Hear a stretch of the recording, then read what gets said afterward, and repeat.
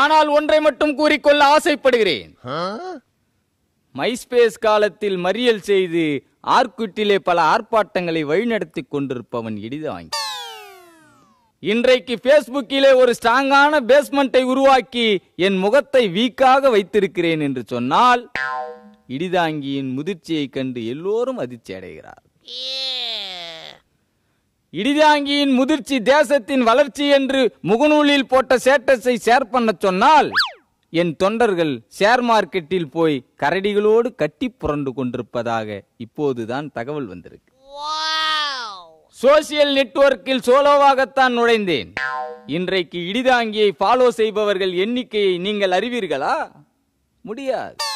Low low என்று அலைந்து திரிந்து தேடினாலும் ஒருபோதும் கண்டுபிடித்து விட முடியாது. காரணம், அவர்கள் அட்டாக் பாண்டிகள் அல்ல.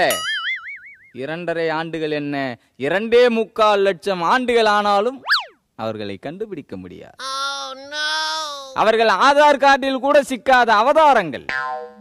கை கால் முளைத்த காணல் நீர் எப்படி துரத்தினாலும் ஓடிக்கொண்டிருக்குமோ அதே போல இடிதாங்கியின் அடிப்படிகள் வாமா மின்னல் என்ற அழைப்பு மணியில் வந்து அசரீரியாக மறைந்துவிடும் ஆற்றல் படைத்தவர்.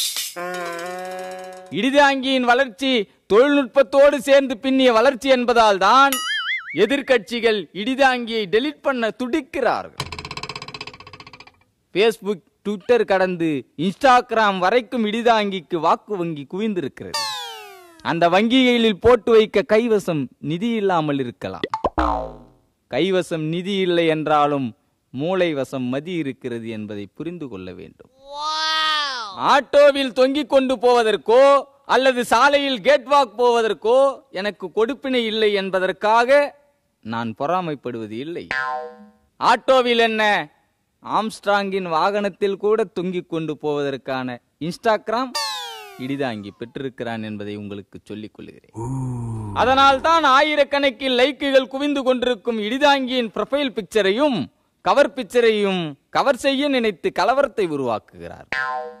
ஷேர் மார்க்கெட்டை விட அதிக ஷேர்களை தன் கைவசம் வைத்திருக்கும் இடிதாங்கியின் இடத்தை தகர்க்கும் நோக்கில் டிஸ்லைக் பட்டனை தட்ட துடிக்கிறார்.